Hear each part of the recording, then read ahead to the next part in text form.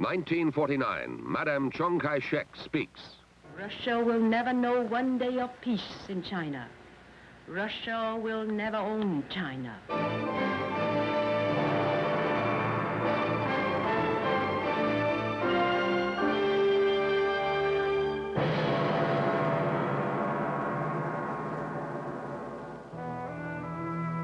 The China of old is today only dimly remembered, and yet ancient China was once the greatest nation on earth. In the 3rd century BC, 3 million Chinese labored for 20 years to build the Great Wall.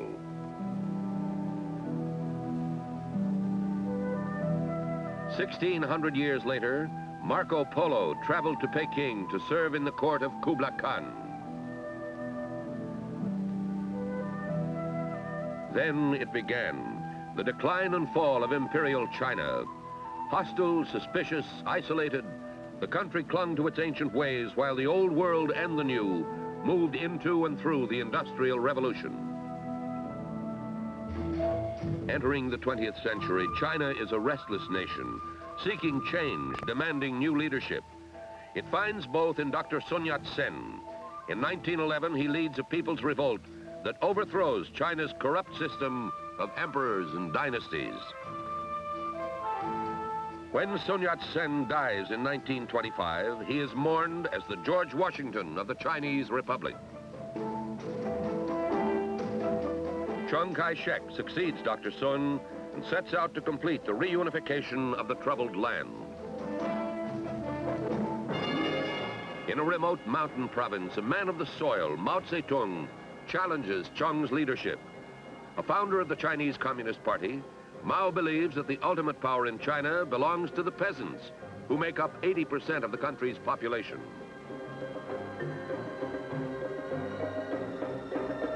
And so, says Mao Zedong, China's communist revolution must take root in the countryside and then sweep over the cities.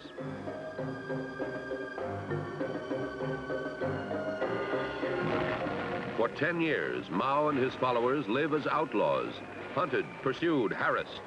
Finally, the Red leader begins his legendary long march in search of sanctuary in the caves of Yan'an.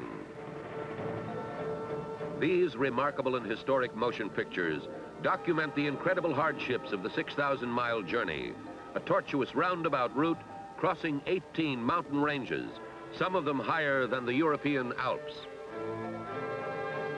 In the beginning, there are 180,000 marchers in the communist caravan, but casualties are enormous. 3 out of every 4 marchers die en route.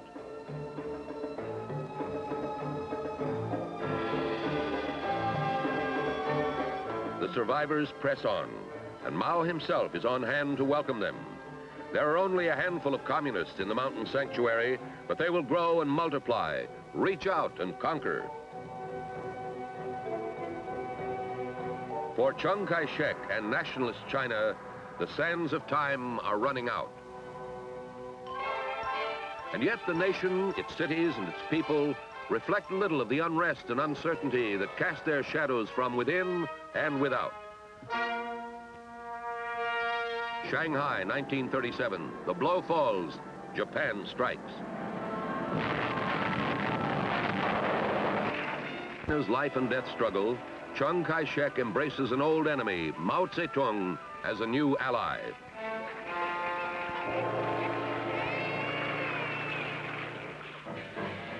Publicly, Mao pledges his support to the nationalists, but privately he orders his followers to work for Chiang's overthrow.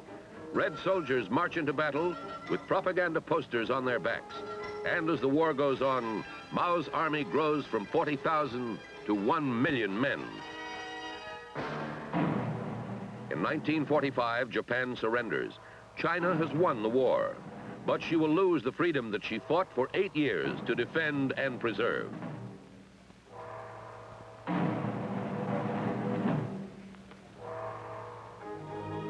Post-war China is a nation ravaged by battle. People eat grass. Hunger and misery are deeply etched in every face.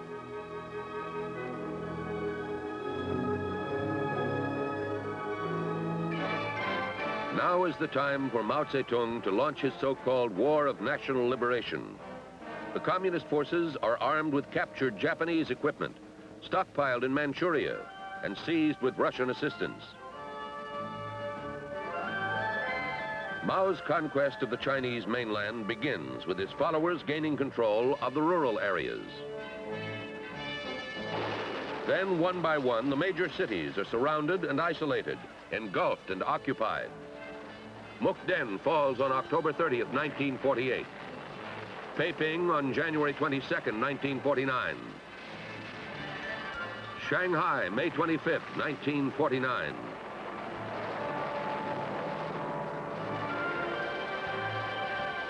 Canton, October 15th, 1949. And Chongqing, November 15th, 1949. Finally, all of mainland China is overrun by Mao's conquering armies, and 1/4 of the world's population is brought under communist control. Mao Zedong has done in 4 years what the Japanese could not do in 14. The Red Leader and his legions march in triumph into the old nationalist capital of Shanghai.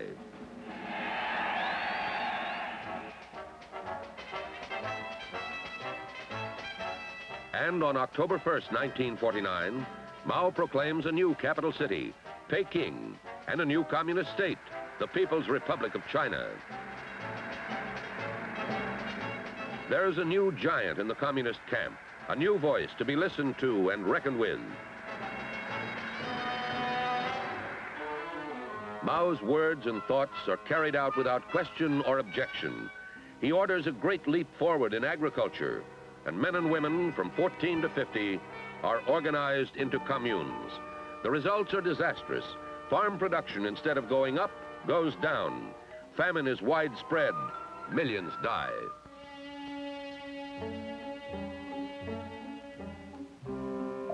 Mao needs financial and technical assistance, and so he goes to Moscow. At first, all is harmony between the dragon and the bear. Mao receives the red carpet treatment, and his country holds a favored place in the community of Russian satellites.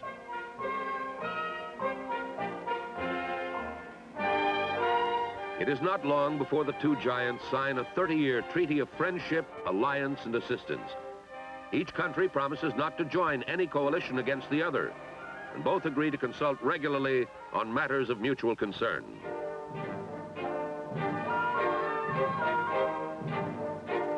Chinese industrial planners are soon shuttling back and forth between Peking and Moscow to seek and to receive technical advice and financial assistance.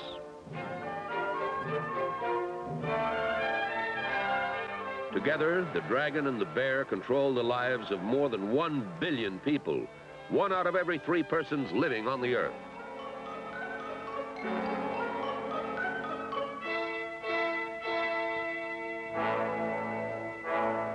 But as the years go by, Red China sees itself not as a satellite, but as an equal partner and an independent spokesman for world communism. Then, in 1956, a dramatic development brings the dragon and the bear into open conflict. Nikita Khrushchev denounces Joseph Stalin, Mao Zedong's longtime idol, and proclaims a new communist concept of peaceful coexistence with the free world. Mao Zedong denounces the Khrushchev doctrine. The Chinese leader and the men who speak for him attack the Soviet premier as a traitor to the basic communist doctrine of violent world revolution. In 1963, Sino-Soviet relations become even more strained when Russia suddenly proposes East-West talks on a limited nuclear test ban treaty. Agreement is reached within a week on ending atomic testing in the atmosphere, outer space, and underwater.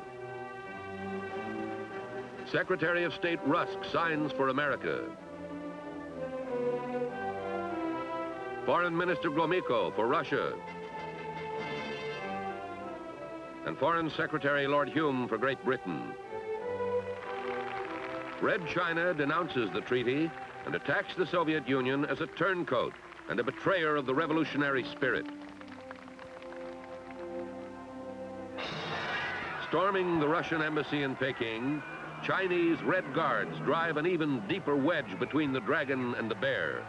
The demonstrations are so violent, the feelings so intense, that the families of embassy personnel must be sent home to Moscow.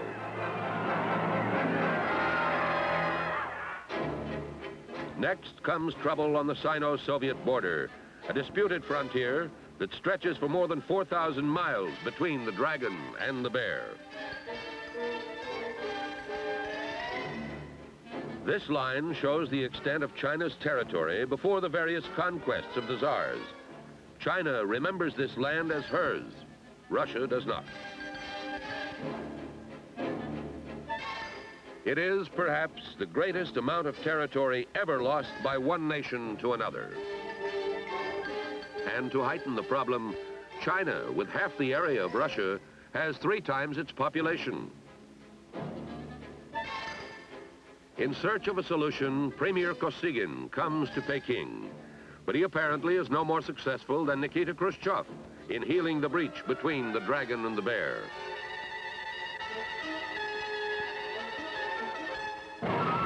Confrontations on the border now become more numerous and explosive. In these timely and exclusive motion pictures from behind the bamboo curtain, the Screen News Digest provides a graphic glimpse of an angry incident involving a Russian patrol boat and several Chinese fishermen on the Ussuri River. The films, with their Chinese titles, record the intensity of the disputes on the border.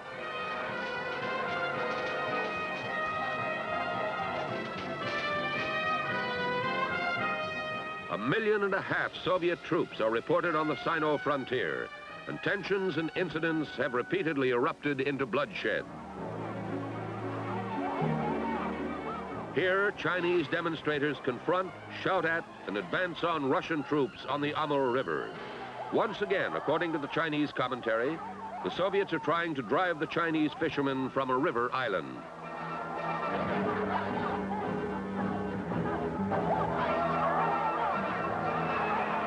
When an armored personnel carrier attacks the fishermen, they strike back at the vehicle with wooden sticks.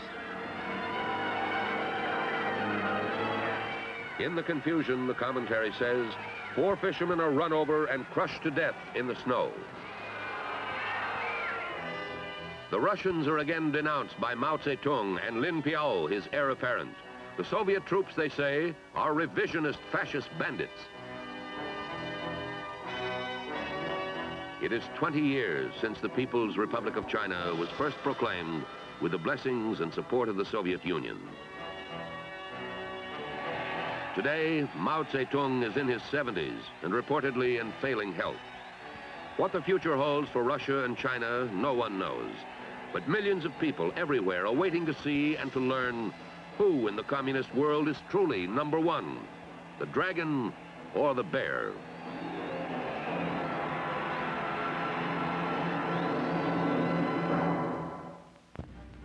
To widen your horizons, to stimulate your interest in things going on about you.